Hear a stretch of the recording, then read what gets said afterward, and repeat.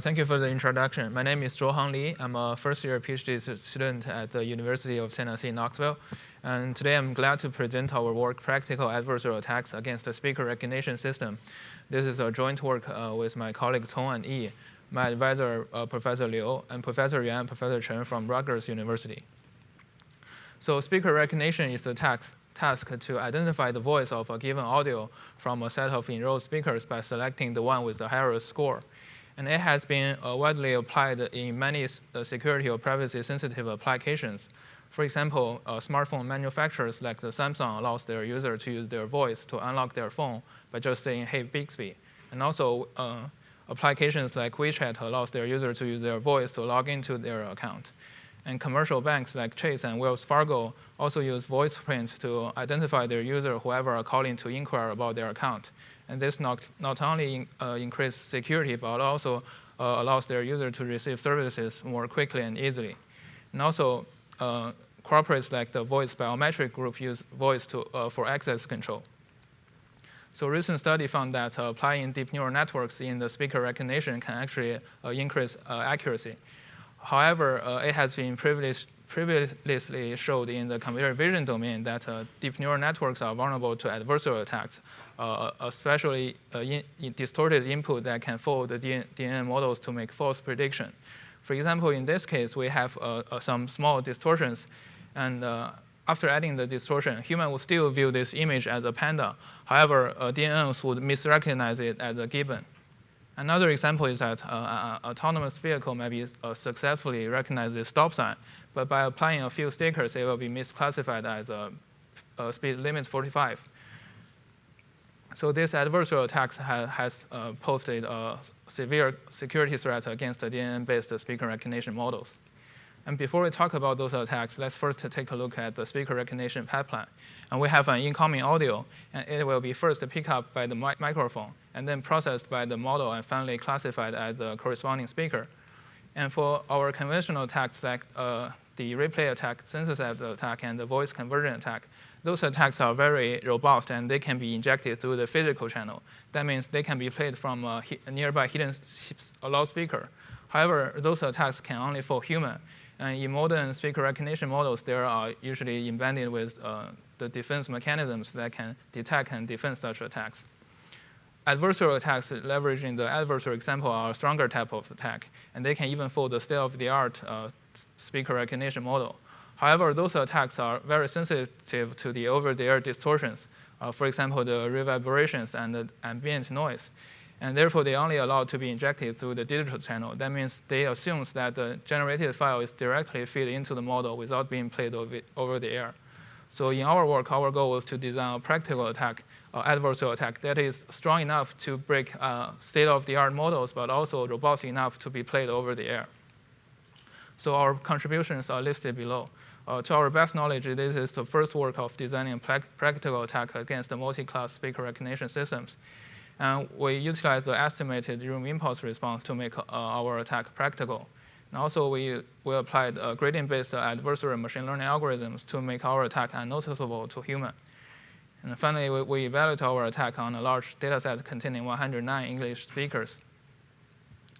So now let's take a look at the threat model. So imagine when a legitimate user tries to pass the speaker recognition model, and normally his voice will match his profile, and he can be successfully recognized. However, an attacker can try to inject some adversarial noise through a nearby hidden speaker. And in that way, the legitimate user will be misclassified as another speaker, and the authentication process will fail. And this is called the untargeted attack. And another situation when an imposter tries to pass the speaker recognition system, as he does not have access privilege, he cannot pass the system. However, he can try to embed some adversarial noise to make himself recognized as a legitimate user with the access privilege. And in that way, he can pass the speaker recognition model using another person's identity. So this is called the targeted attack. So to verify our idea, we choose X Factor as our target model. X Factor is the state-of-the-art DNN-based multi-class speaker recognition model. And it has 3 components. So given an input audio, we first extract its male frequency cepstral coefficients, and then we use a DNN-based embedding model to map the high-level features into the lower dimensional embedding space where distance directly represents the speaker similarity. And finally, we use a probabilistic linear discriminant analysis to classify these results. And we assume a white box setting where the adversary has complete knowledge over the model's architecture as well as its parameters. This is commonly used in previous studies as well. And to formulate the attack, we denote the input audio as x, and the x vector model as a whole can be viewed as a function f, which maps x into p, where p is the output probability vector. And therefore, the untargeted attack can be formulated as we want to try to find the minimum distortion delta such that the adversarial example is misclassified. And for the targeted attack, we want to find the minimum delta such that the generated adversarial example can be misrecognized as the desired target speaker y sub t. So here's the overview of our attack. Our goal was to generate adversarial examples that can fool the speaker recognition model after being played over the air. And we have the untargeted attack and the targeted attack. And in both attacks, we need to consider the estimated room impulse response to make the attack practical. So what is room impulse response? Room impulse response models denoted as h of t models the transfer function between the played audio x of t and the received signal y of t. And this sign here denotes the convolution operation. And to physically measure this room impulse response, we need to first play an excitation signal, and then we record the corresponding response signal. And the room impulse response can be estimated by convoluting the response signal with a reverse filter. And we conducted some preliminary experiments to verify this RIR estimation. We use an excitation signal ranging from 20 to 20 kilohertz with a duration of 5 seconds. And then we play and record some speech audio samples, and we compare the actual recorded signal with the predicted signal using our estimated RIR. And as we can see from here, those two spectrograms are very similar to each other. And we also used, to quantify this similarity, we also used the mean square error. And as we can see from this result, our RIR estimation is very accurate. So now let's talk about how to generate adversarial examples. So previous studies have shown that due to the local linearity of DNN models, linear perturbation is sufficient for generating untargeted adversarial examples. So here, the x prime denotes the adversarial example. It is constructed by applying a noise delta to the original input x, where delta is calculated by taking the sign of the gradient of the loss function with respect to the input x. And the epsilon here is a pre-chosen constant that is related to the attack strength. And we use cross entropy as our loss function. So pulling those things together, we get the digital untargeted adversarial example given by this formula. And to make our attack practical, we need to inject the estimated room impulse response h into this formula. And now for the targeted attack, it can be modeled as an optimization problem. We want to minimize the distortion delta such that the generated adversarial example can be recognized as the target speaker y sub t. And as directly solving this nonlinear constraint problem is very difficult, we instead solve its Lagrangian relaxed form. And we apply gradient descent to find the optimum delta star. And then the digital targeted adversarial example can be generated by applying delta star to the original input. And similarly, we need to consider the room impulse response h to make our attack practical. What's going on?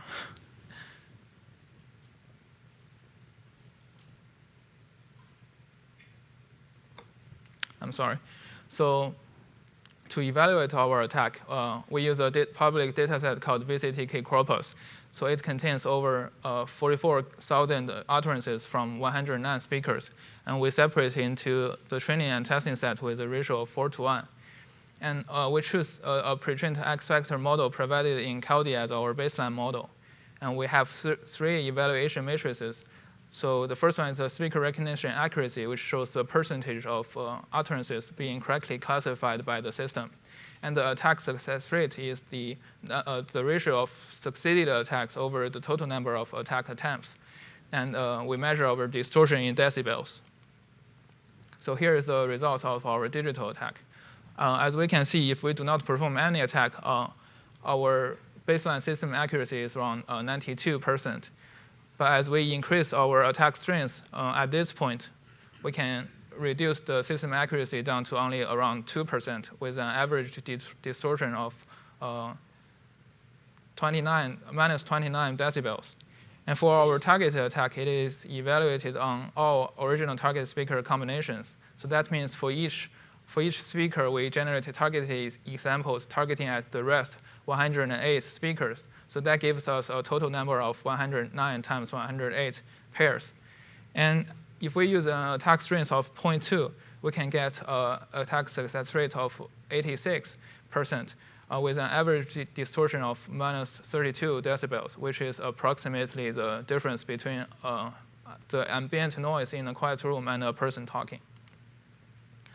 So we evaluate our practical attack in two scenarios, the office and the apartment. And in both scenarios, we play and record 10 pairs of digital and practical adversarial attacks examples. And as we can see, if we do not consider the room impulse response, the digital attack can only succeed once in the apartment setting. Well, if we consider our room impulse response, our practical attack can guarantee a 50% attack success rate in both settings. So now let's hear some audio samples. I hope this plays. So in this case, we try to make speaker number 1 recognize as speaker number 20. And here's the original audio. Every time I play, I do not. And here's the generated practical adversarial audio. Every time I play, I do not. As we can hear, the distortion is very subtle, but we can make it misrecognized as speaker 20. And here's what speaker 20 really sounds like. The second goal was equally impressive. So the voice is quite different, right? So in conclusion, in this work, we designed a practical and systematic adversarial attacks against the X factor. And we applied gradient-based adversarial machine learning algorithms to launch both untargeted and targeted attack. And we integrate the RIR estimation into our adversarial training process to make our attack more practical. And we conducted extensive experiments in both digital and real-world settings, and the results verifies the efficiency of our attack. So that's all for my talk, and thank you so much for listening. I'd be happy to take any questions.